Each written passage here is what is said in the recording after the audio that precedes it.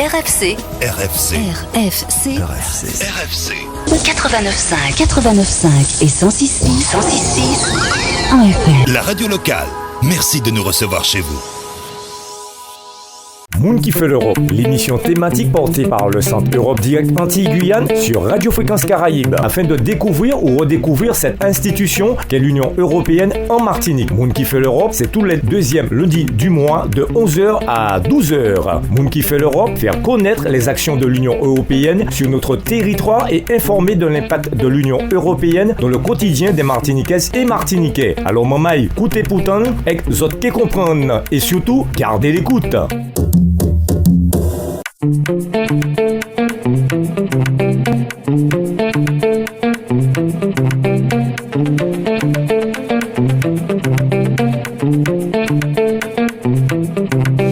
Bonjour à toutes et à tous, bienvenue sur Radio Fréquence Caraïbes 89.5 106.6 dans Moun qui fait l'Europe, l'émission du Centre Europe Direct Antilles-Guyane qui explore comment les décisions européennes influencent notre quotidien et nos territoires. C'est une émission qui est également disponible sur www.fréquencecaraïbes.com et DAB+.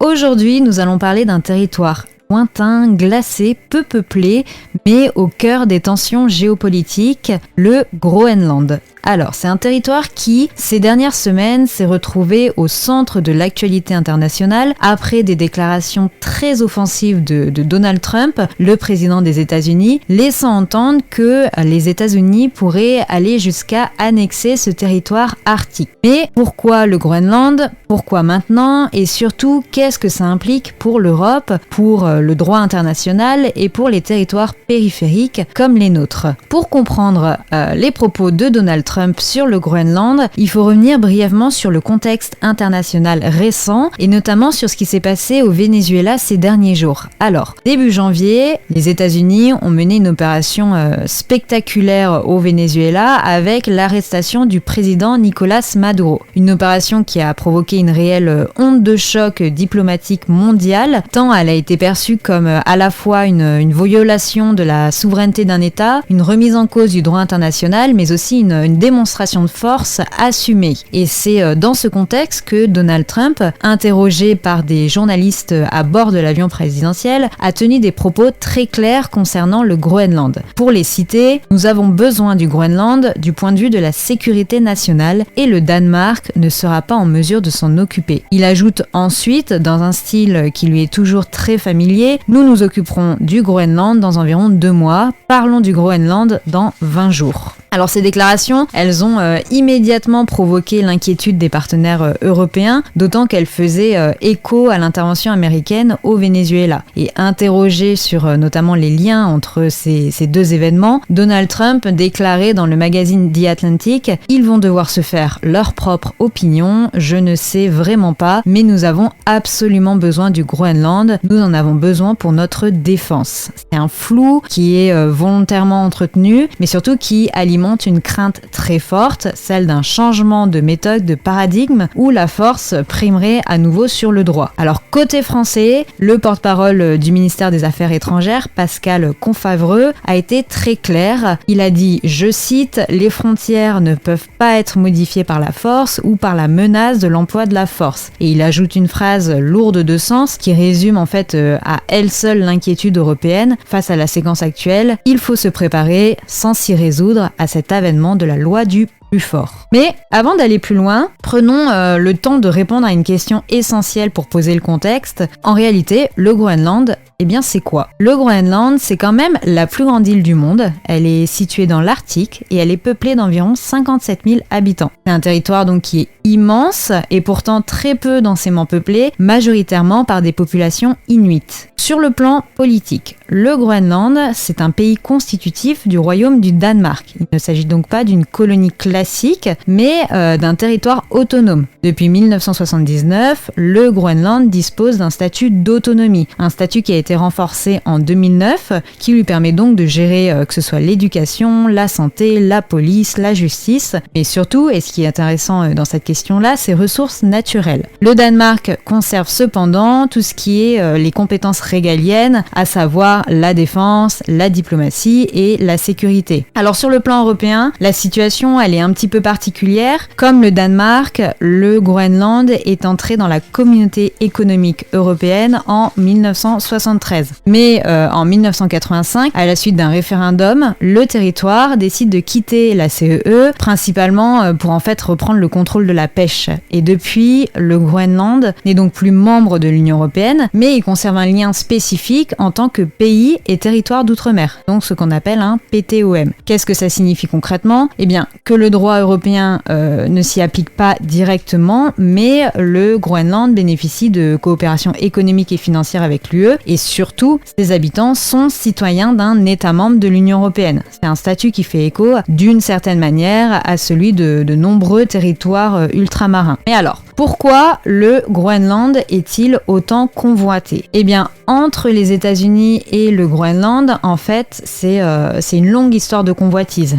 Que Donald Trump, ce n'est pas le premier président américain à avoir eu des vues sur le Groenland. Les États-Unis ont tenté de l'acheter en 1867, en 1910, puis en 1947. Et à chaque fois, le Danemark a refusé. En 2019, lorsque Donald Trump relance publiquement l'idée, la première ministre danoise, elle avait déjà répondu que le Groenland était, je cite, pas à vendre. Du coup, la question qui se pose, c'est pourquoi un tel intérêt américain pour ce territoire ? Alors premièrement, eh bien en fait pour son emplacement stratégique majeur. Si le Groenland, il est aujourd'hui au centre de toutes les attentions, c'est en partie pour l'endroit où il se situe, car le Groenland, il occupe une position géographique absolument centrale dans un monde qui est en pleine recomposition stratégique, puisqu'il s'agit d'un carrefour entre les trois continents que sont l'Amérique du Nord, l'Europe et la Russie. Vu comme ça sur une carte plane, ça peut sembler lointain, mais vu sur un globe, en réalité, le Groenland, il est au cœur de toutes les routes les plus courtes entre les grandes puissances de l'hémisphère nord. Et dans un contexte militaire, aérien, commercial, balistique, le chemin le plus rapide passe par l'Arctique. C'est pour cette raison que le Groenland, il a été, dès la Seconde Guerre mondiale, puis après pendant toute la guerre froide, un pilier de la stratégie militaire américaine. Les États-Unis, ils exploitaient jusqu'à une dizaine de bases militaires au Groenland, et aujourd'hui, il en reste une principale, la base de Pituffik, qui est anciennement appelée Thule. Et cette base, elle joue un rôle clé pour non seulement la détection des missiles balistiques, mais aussi la surveillance de l'espace aérien et surtout le système de défense antimissile américain. Autrement dit, le Groenland, en fait, c'est un poste avancé de la sécurité des États-Unis, mais donc aussi indirectement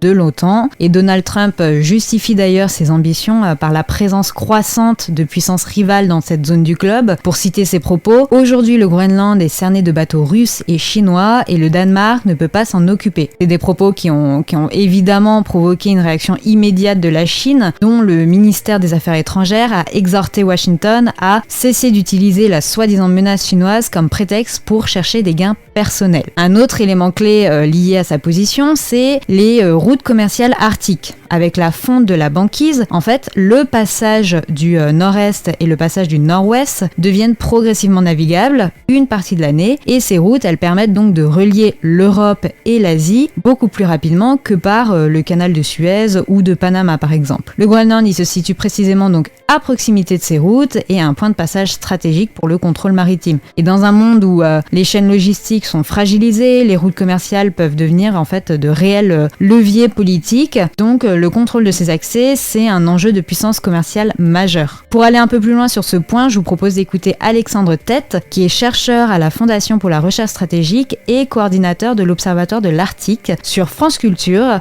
puisqu'il revient brièvement sur une des raisons des velléités américaines dans l'Arctique. Alors, ça remonte quand même à plusieurs éléments.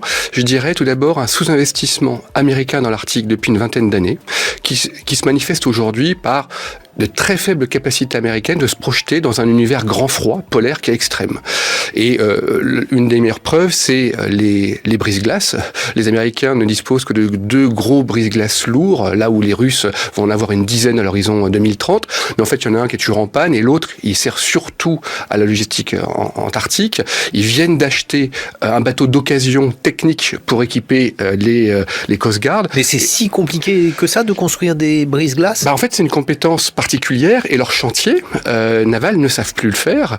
C'est pour ça qu'ils viennent de signer, il y a à peu près 8 mois, ce qu'on appelle l'IcePack, une alliance avec les Finlandais qui construisent la plupart des brise-glaces au monde, hormis Gros-Méthanier et le Canada. Mais à quoi ça sert un brise-glace ? Me dites pas à briser la glace, parce que non. ça je m'en doute, Alexandre, en tête, mais en dehors de ça, sur le plan stratégique, ça peut servir à quoi ? En fait, c'est ne serait-ce que marquer sa présence et sa souveraineté dans le Grand Nord. L'été 2024, les Chinois avaient fait 5 campagnes océanographiques avec 3 navires différents, alors même que les États-Unis n'avaient pu déployer aucun moyen. La même saison, ça avait beaucoup marqué l'opinion américaine. Donc, dans cette première raison, il y a, en fait, ne pas laisser la place aux autres États par défaut. Donc, gros programme lancé par Donald Trump, mais qui va prendre des années, sans doute une dizaine d'années pour monter en compétence. La deuxième raison de la convoitise des États-Unis, c'est évidemment ses ressources naturelles colossales. Lorsqu'on parle du Groenland, on imagine spontanément une immense étendue de glace, hostile, lointaine, presque figée hors du temps. Et pourtant, en réalité, sous cette glace se cache ce que certains appellent déjà l'un des plus grands trésors géologiques du XXIe siècle. C'est pas seulement un territoire stratégique par sa position géographique, c'est donc un territoire qui est convoité pour ce qu'il renferme sous son sol. Il possède énormément de réserves, de terres rares, de métaux critiques comme le lithium, le cobalt, le nickel ou le cuivre, mais aussi l'uranium et surtout des hydrocarbures, pétrole et gaz, qui sont encore largement inexploités. Ces ressources, pourquoi elles sont dites stratégiques ? Parce qu'en fait, elles sont indispensables à notre quotidien moderne. Concrètement, elles servent à fabriquer les batteries de nos téléphones et voitures électriques, les éoliennes et panneaux solaires, les semi-conducteurs essentiels au numérique, mais aussi, par exemple, les équipements militaires et de défense. Et dans un contexte où la dépendance, elle est perçue comme un risque stratégique majeur, le Groenland apparaît donc comme une alternative potentielle, située dans un espace politiquement stable, proche des marchés occidentaux et pour le moment hors de la sphère directe d'influence chinoise, même si c'est ce que redoute Washington. Donc lorsque Donald Trump affirme que les États-Unis ont besoin du Groenland pour leur sécurité nationale, en réalité, il ne parle pas seulement des bases militaires, il parle aussi d'indépendance industrielle, de contrôle des chaînes d'approvisionnement et de domination technologique. Mais alors, qu'en pensent les premiers concernés, à savoir les Groenlandais ? Eh bien, la réaction, elle a été immédiate et vraiment sans ambiguïté. Le Premier ministre groenlandais a écrit sur Facebook « Ça suffit maintenant, plus de pression, plus de sous-entendus, plus de fantasmes d'annexion ». Il ajoute « Nous sommes ouverts au dialogue, mais cela doit se faire par les bons canaux et dans le respect du droit international ». Et ça, c'est couplé à un sondage qui a été publié dans un quotidien qui affirme que 85% des Groenlandais s'opposent à toute idée de rattachement aux États-Unis. Et cette réaction, elle s'explique notamment par l'histoire, puisque les relations entre le Groenland et le Danemark ont été notamment marquées par la colonisation, des politiques d'assimilation plutôt fortes et des scandales sanitaires, notamment liés à la stérilisation forcée de femmes inuites. En résultat, les Groenlandais revendiquent aujourd'hui leur droit à l'autodétermination, mais sans vouloir remplacer une tutelle par une autre. Concernant l'Union européenne, les propos de Donald Trump sont tout sauf anecdotiques. La porte-parole de la diplomatie européenne, Anita Hyper, a rappelé que l'Union européenne continuera à défendre les principes de souveraineté nationale, d'intégrité territoriale et d'inviolabilité des frontières. Elle précise, je poursuis, et ce d'autant plus si l'intégrité territoriale d'un État membre de l'Union européenne est remise en cause. La France, de son côté, elle a également affirmé être pleinement solidaire du Danemark. Et en fait, cette affaire, elle pose surtout une question centrale. Assiste-t-on à un retour assumé de la loi du plus fort ? Eh bien, pour l'Europe, l'enjeu, il est donc double. D'un côté, défendre un État membre et de l'autre, affirmer sa crédibilité géopolitique. Et c'est notamment ce qu'explique Alexandre Tête, toujours au micro de France Culture, entre unité politique, défense de la souveraineté et limite de la puissance européenne. Les défis sont grands pour l'UE. Écoutons l'extrait. Alors là aussi, ça a été vraiment plutôt, à mon sens, des séquences diplomatiques très réussies, dans le sens où il y a eu une unanimité, ce qui n'est pas toujours le cas au sein de l'Union européenne, sur la question du soutien au Groenland et au Danemark. Alors la France en est un bon exemple, puisqu'elle a envoyé le président de la République en juin, le ministre des Affaires étrangères à la fin de l'été, en août dernier. Même sur le plan militaire, c'était assez étonnant. Vous avez eu 6 navires qui, en moins d'un an, sont venus accoster au Groenland pour montrer en fait un soutien dans les différents domaines. Et en fait, ça fait partie, je pense, des messages importants pour les Groenlandais. Il y a d'autres partenaires beaucoup mieux intentionnés que les Américains aujourd'hui, dont l'Union européenne. Et l'Union européenne a dit qu'elle allait même doubler sa contribution. C'est le deuxième contributeur à l'économie groenlandaise à l'horizon 2028. Est-ce qu'il y a des brises-glaces en Union européenne ? Alors, par exemple, vous avez l'Allemagne qui a aussi renforcé ses liens avec le Groenland. Elle a aussi envoyé un de ses plus gros navires militaires pendant l'été. Alors, en fait, nous, on n'a pas l'Union européenne pour la France et l'Allemagne, on n'a pas besoin de patrouiller, on n'a pas de possession dans le Grand Nord. À nouveau, est-ce qu'on a besoin d'y aller dans la période la plus froide ? Ce sera aux Groenlandais aussi de décider un peu leur modèle. Mais pour nous, c'est pas un instrument de puissance, c'est plutôt assurer la souveraineté groenlandaise.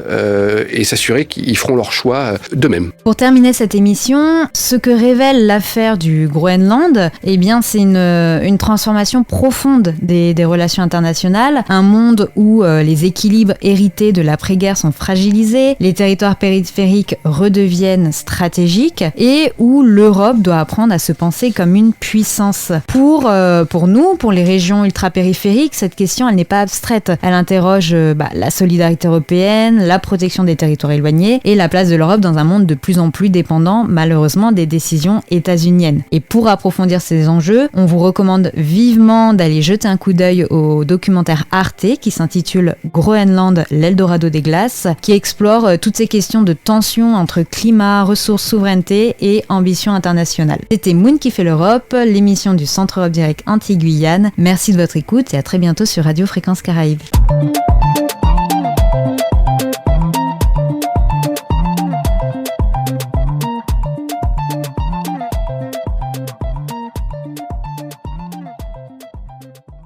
Moon qui fait l'Europe, l'émission thématique portée par le Centre Europe Direct Antilles-Guyane sur Radio Fréquence Caraïbes, afin de découvrir ou redécouvrir cette institution qu'est l'Union européenne en Martinique. Moon qui fait l'Europe, c'est tous les deuxièmes lundis du mois de 11h à 12h. Moon qui fait l'Europe, faire connaître les actions de l'Union européenne sur notre territoire et informer de l'impact de l'Union européenne dans le quotidien des Martiniquaises et Martiniquais. Alors maman, écoutez pourtant, et zot qui comprendre et surtout, gardez l'écoute. Fréquence Caraïbes, la radio de proximité toujours plus proche de ses auditeurs. 24h sur 24.